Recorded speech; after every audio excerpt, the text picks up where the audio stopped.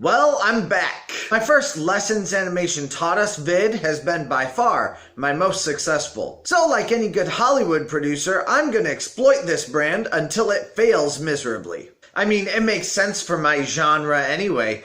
The main thrust of my channel is that of Disney movies. Thrust. Male word. And more explicitly, Disney animation. Here is a quote from my last Lessons essay. Mostly at this point, we just learned racial injustice bad. I mean, it was Disney in 1940. So when Mikey issued the challenge for content creators to make their own Lessons Animation Taught Us video, I said yes and got right to work. And I found out a lot about myself. And I've learned even more now.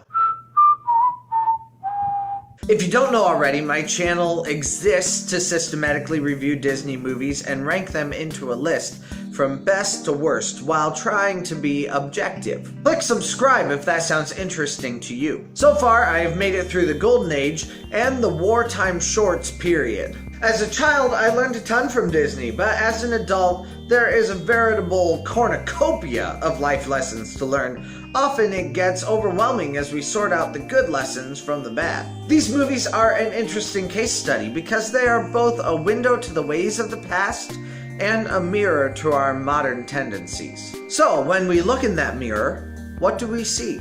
Well, let's go back to a couple years ago, when the world was simpler and you could be a man who hit on, touched, and harassed women shamelessly and didn't have any repercussions from it. You know, the good old days. The days when women knew their place and those pesky minorities didn't stage peaceful protests in arenas. In fact, those pesky minorities knew that you got the right of way in the grocery aisle as a white male. You know, the good old days. What am I talking about? A white male had no place in a grocery store. His wife did all the shopping for him. You know, the good old days. I'm of course talking about 2017 on Maninist blogs. I'm joking. Well, unfortunately, I'm not. I say immigrants, I'm actually using the wrong word. They're actually conquerors, and that's the thing we need to understand. They're here. Most white people are handing them the keys to our country. But I really am, of course, talking about the year 1949. That year also happened to be the year The Adventures of Ichabod and Mr. Toad was released to theaters. It was the good old days. You know, I find the thought of the good old days to be pretty funny. There's never really been a good old day unless maybe you're talking about the day you got married or the day you found Jesus. No, the good old days are every day that you live, but they are those days in your memory 20 years later. Because we remember the good old days better than they are. And in the good old days, we had some clear entitlement issues. If you were walking down the sidewalk and you meet white people, you step off the side and bow your head until they pass.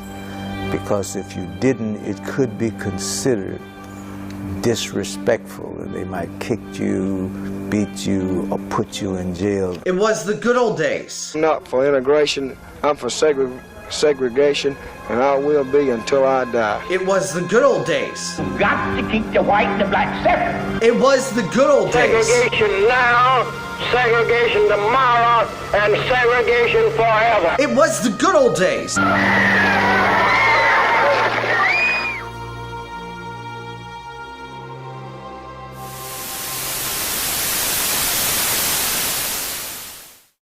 Between the years of 1938 and 1949, 11 Disney motion pictures were released, and they each had a lot to say, as media generally does. Our modern eyes, though, see a lot of things that the original audience didn't. A boy who only receives love from his father if he saves the day, women who are only good if they clean any house they enter, marginalized people who get ahead through illegal means, cartoon-form blackface, a woman who makes the story happen and is condemned because of it. She also doesn't clean. Apples that end racism, stereotypical depictions of Latin America, men who need a woman to serve them, cowboys who kill Native Americans because they can, the most fragile male ego I've ever seen, and a boy who is taught from birth that being a man means being stoic, distant and watchful, silent and uncaring.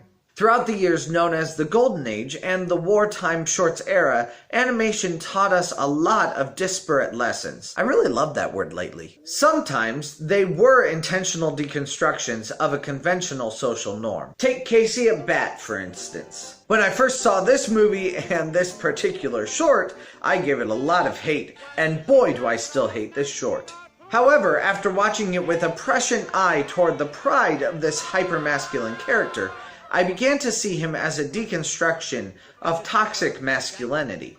This man hits all the right beats to be that hyper-masculine and yes, even toxic masculine figure. I mean, this man is so pumped up with pride he could fart to the moon. The crowds chant for him. He surrounds himself with beautiful women who he is leading on. He doesn't even keep his eye on the ball because his eye is instead mostly on the ladies. Oh, Casey's the guy with his eye on the ball, but mostly the ladies. He saunters up to the bat and demands that all eyes be on him. He hurts others to make himself look better. Old double play, he's sure okie dokie. He sneers and growls, and then in an effort to prove his fragile ego is worthwhile, he doesn't even hit the ball for 2 strikes because he has such confidence he will get a home run on 1 pitch. Then when he misses that 1 pitch, his fragile inner child is exposed for the self-conscious brat that it is, and he falls on the ground crying and continues crying well into the evening when he proves to himself that he cannot hit the ball regardless. This short teaches me that alpha male exterior is simply that. It's an exterior. It's a facade. The more you have to build up your ego, the more you really don't have one. And that's been true since the 1940s, and it's still true today. Speaking of toxic masculinity,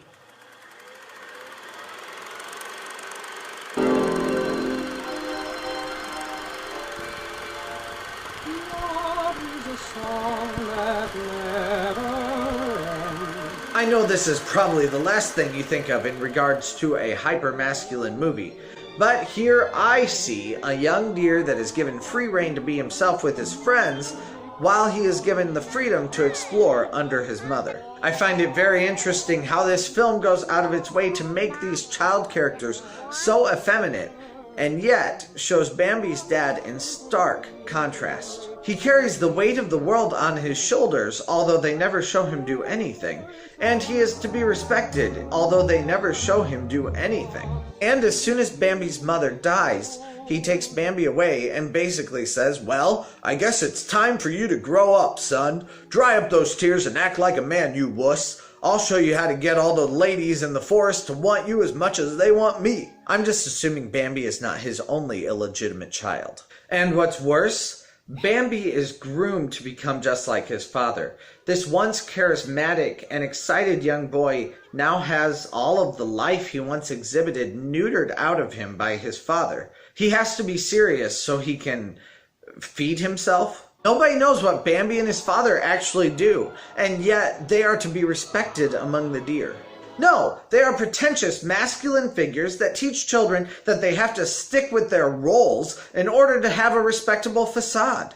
The really messed up part is that this really was a part of life, even still is sometimes. So I still love this movie, but it's important to expose what this has the ability to teach our kids so we can intercept its path, ask questions, and help our kids to understand that not all media is God's honest truth. This clip also teaches me to be very thankful for the father that I really was given. He is a relatively masculine dude, loved sports, football, basketball, baseball, but he never once made me feel like I was unappreciated at all for being the musical kid of my family. And he never once missed one of the things that I did in high school. He came to every band competition, he came to every show choir dinner theater, he came to every musical I was a part of. I'm really grateful that I had his influence in my life. But yeah, sometimes media can present something bad, like toxic masculinity,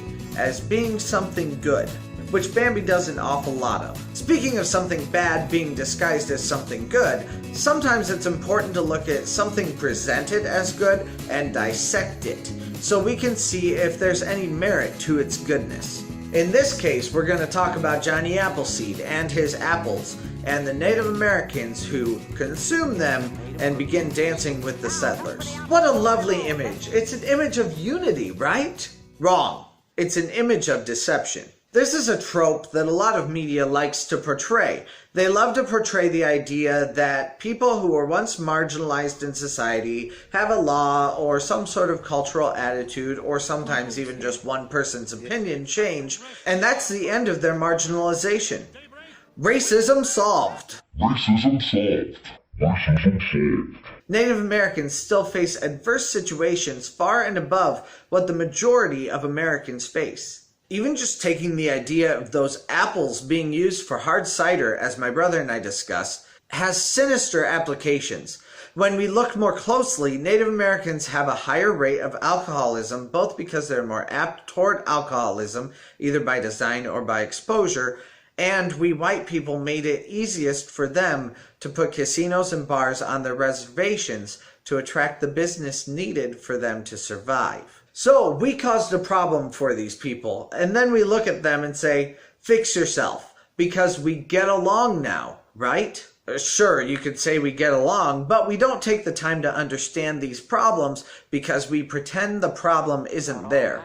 It's much easier to rewrite history and say, and the natives and settlers became friends at Thanksgiving, instead of saying, and we pushed them onto smaller and smaller pieces of land until they finally had some of the worst pieces of the American landscape, where they tried to attract business by building casinos and providing tourists with copious amounts of booze. The same is true for African American cultures in the States, and that story has too many chapters to count.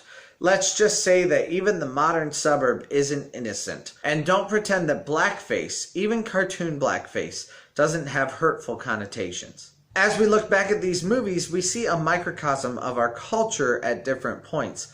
Sometimes it actually seems self-aware, at least enough to diagnose a problem. However, at other points it's amazingly tone-deaf. But that's our history. Someday we will look back at our modern society and realize our own tone deafness. The only thing that is constant is change, and no one, not the most liberal or the most conservative of us, is safe from that change. Just look at all these people. However, just because culture changes doesn't mean the art should.